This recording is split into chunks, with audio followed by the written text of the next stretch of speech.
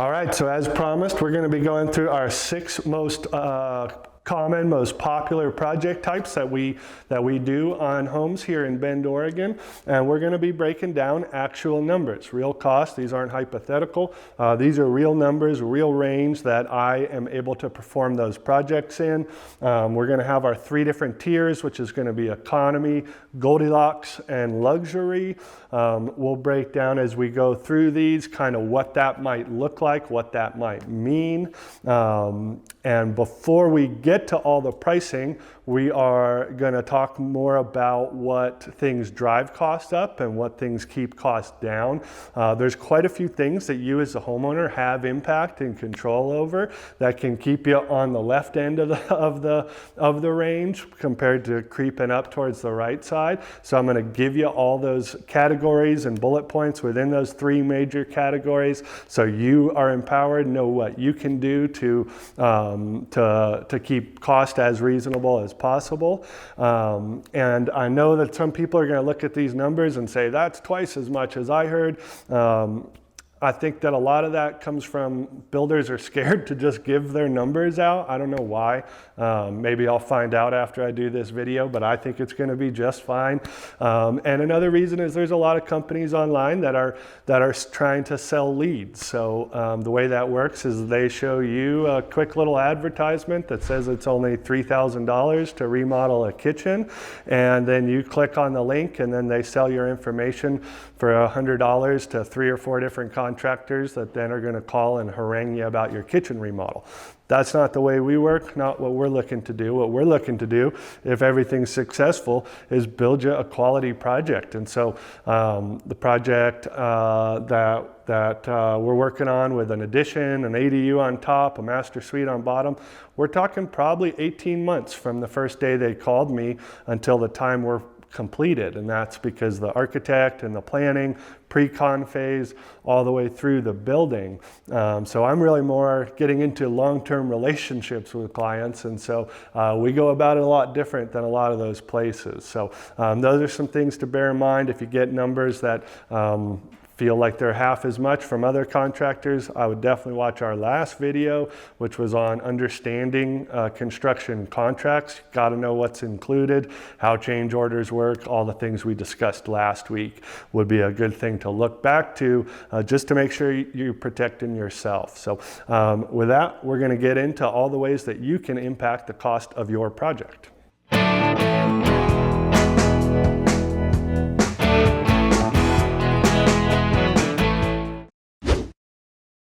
So the first major category is scope. So scope is kind of the overall size, what's included, what are we doing in totality. So some things that you can think about is square footage. Square footage obviously is going to change. A 4,000 square foot home is going to cost more than a 2,000 square foot home if all other things are equal. Cosmetic. If we're trying to be as budget friendly as we can, trying to be as economical as we can, sticking to just cosmetic is going to be your best route because it's going to be a lot more affordable if we're just doing cosmetic. If we're getting into structural changes, then we've gone to the other end of that spectrum. So kind of in the middle here is layout changes that are non-structural. If we get into structural changes, then we're talking beams, posts, footings, piers, all these kinds of things to transfer load, putting in shear. All of that stuff is going to be a lot more time consuming and therefore expensive than if we stick to just cosmetics or if we just do a layout change. Site work is going to be a big variable. So if we're looking at an addition or ADU, if the area where that addition or ADU is going is just bare dirt ready to start digging in, that's going to be a lot lower cost than if there is a big rock wall and an old garage that needs to be demoed and 6 ponderosa trees that need to be taken out of there. That's site work, and that's going to vary quite a bit from project to project. Kitchens and baths is really going to change our scope pretty drastically. The reason is finishings and selections are far more expensive if the scope involves a kitchen and bath. If we are adding 200 square feet of just great room space or bedroom space, our only finishings are really flooring, baseboard trim, maybe some interior doors. Whereas if we're adding kitchens and baths, we're talking cabinets, countertops, appliances, tile showers, all these things are going to come at a much higher price point than if it's just a great room, bedroom, closet, that kind of thing.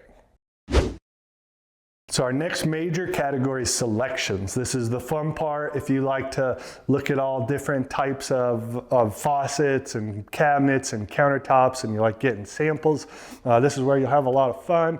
Sometimes it's less fun once you see how much certain things cost.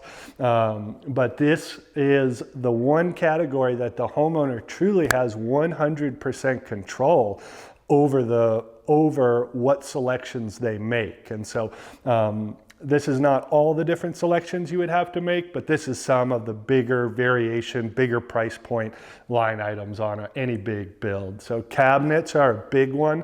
If we go with full custom, which is really nice, super high quality stuff, compared to standard cabinets from a big box store or pre-manufactured, those are going to be, you know, about a quarter of the cost of the true custom.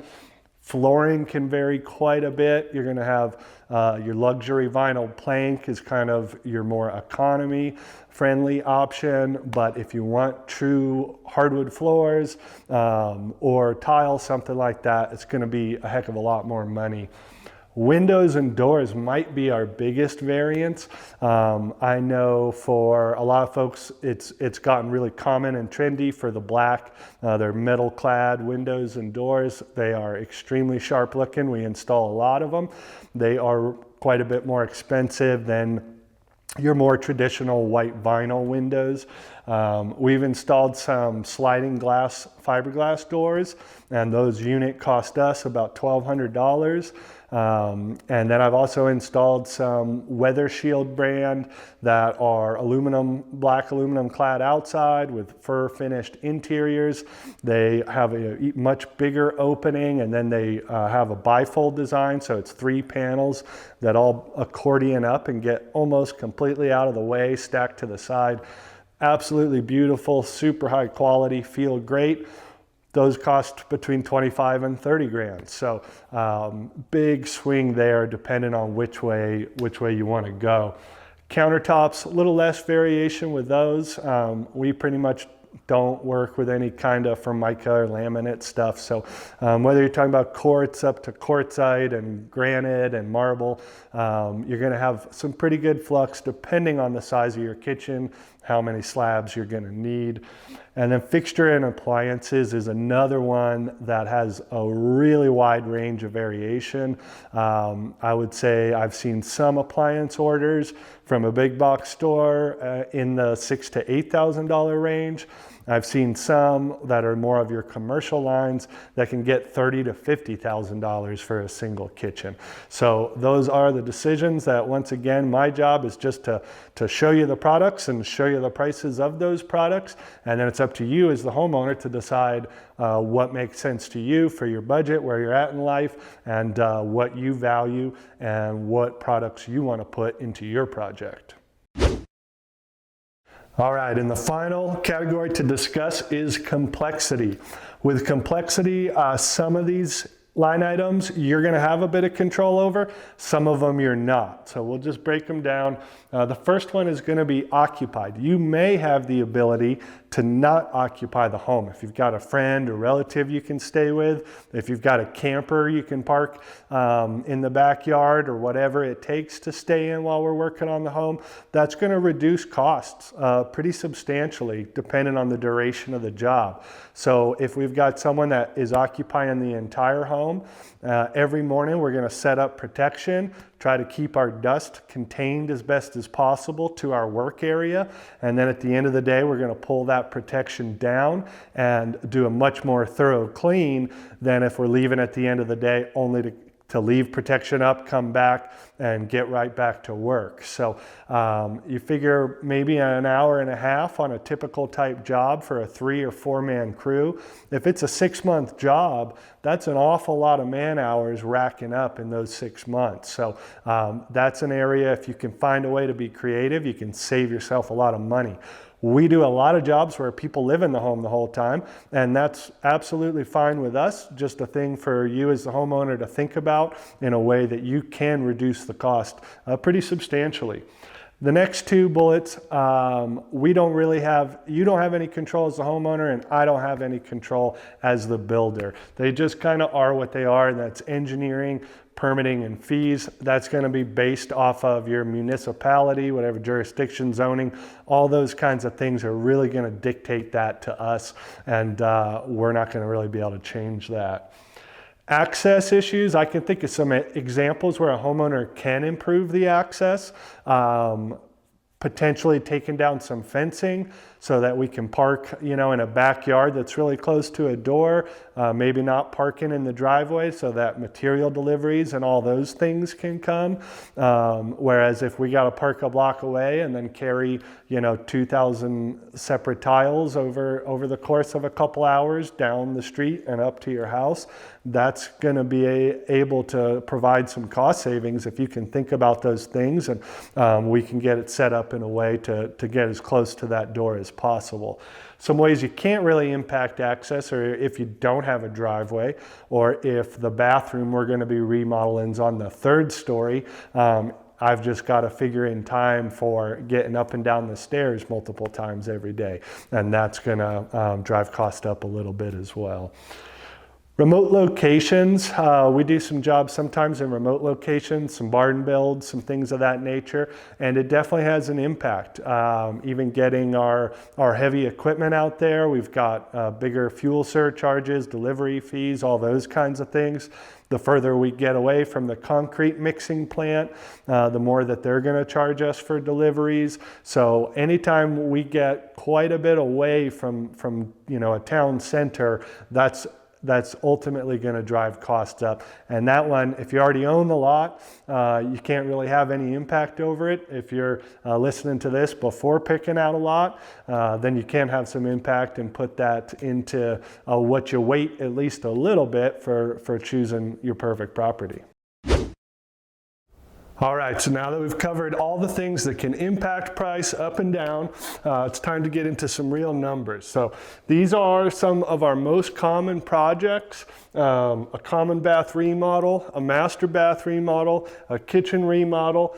Addition, we've got 2 different types of addition. So one is a great room space and one is with a master suite. So like I told you earlier, if we don't have any kitchens or baths in an addition, prices are quite a bit different. So I wanted to give you those 2 examples, and then also a standalone detached ADU. So with a common bath, if we're talking about our economy tier, we're in the $15,000 to $25,000 range.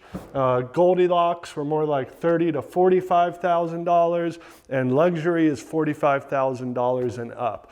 So the scope with all of these remodels is doing everything. So we're not leaving any flooring, we're not leaving any tile, we're not leaving any vanities. It's coming all the way back to bare drywall and bare subfloor, and we're going brand new from there. So if you're looking at this number and saying, I can't even afford a common bath economy remodel in my house, and I really want to change something, then I would look at painting things and maybe just changing a vanity. So there are plenty of options to upgrade your home that are at lower numbers than these.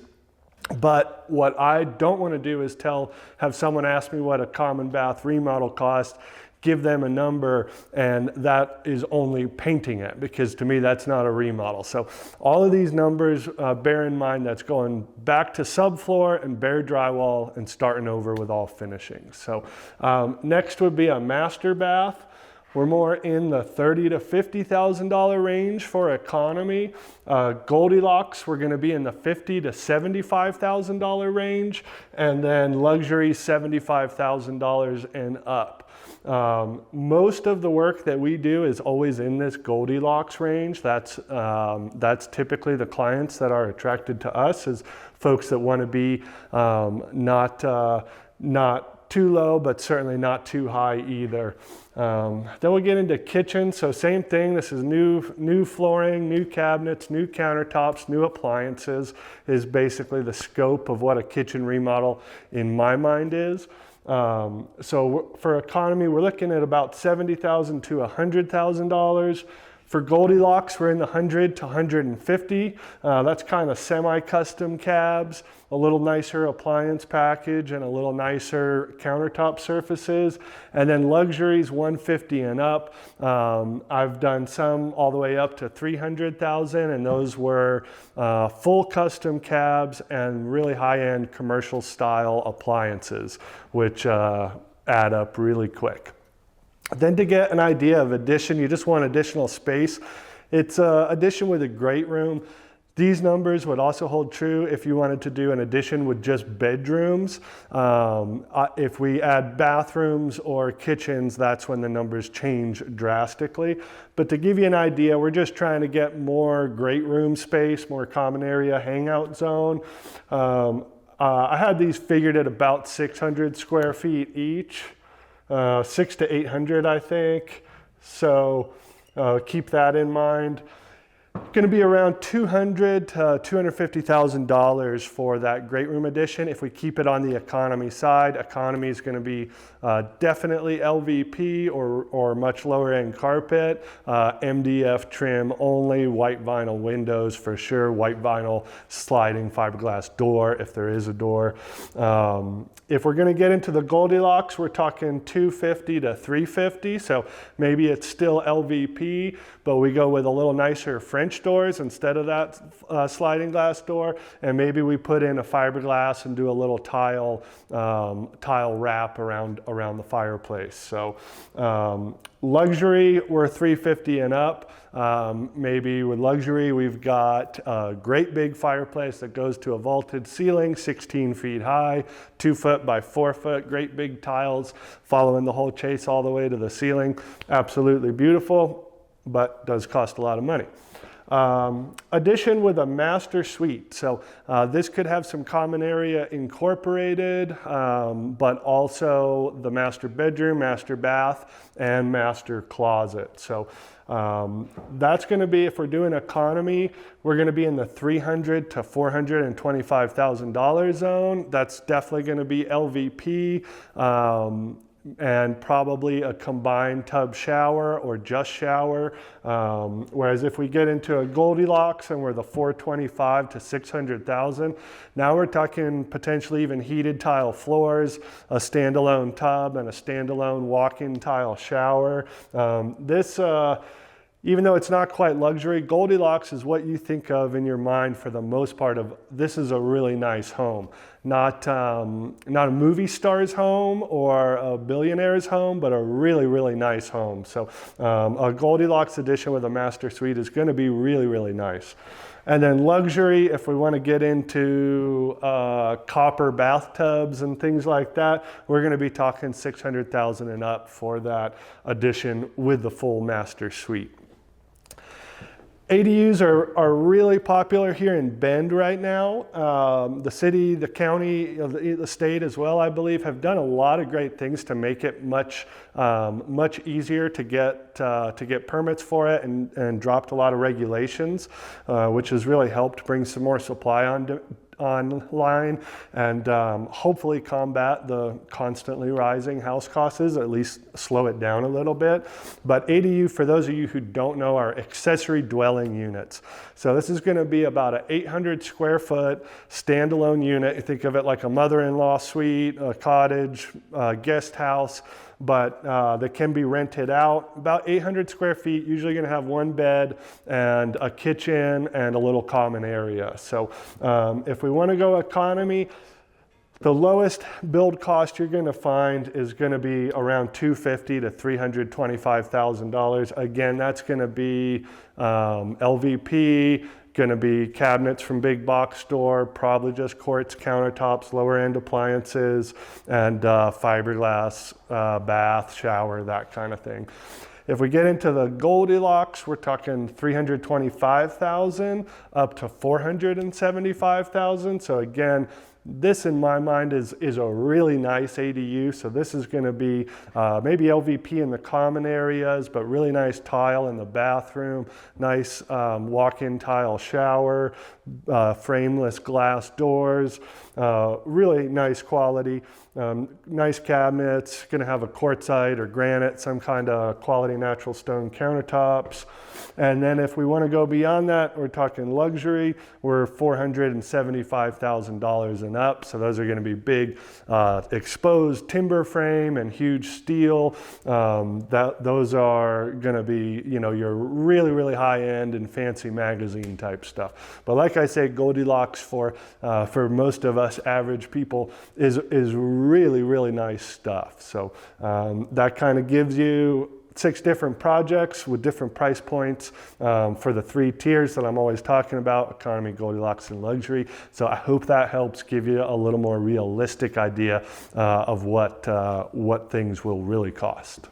Well, folks, I hope that gives you a lot better understanding of some common pricing with all the different types of jobs that we do. I hope that gives you a really good understanding of the things you can do as the homeowner to have a positive impact on those costs. And if you've got any other questions, feel free to reach out. You can get me josh@rockinkgc.com. You can also leave a comment down below. We'll be happy to answer those questions, make future videos on those. And you can subscribe, follow along, so you'll be sure to see those videos. If you're thinking about doing a project here in Bend, feel free to reach out. We're always happy to talk and just let folks know what it is that we do and how we could possibly be of assistance.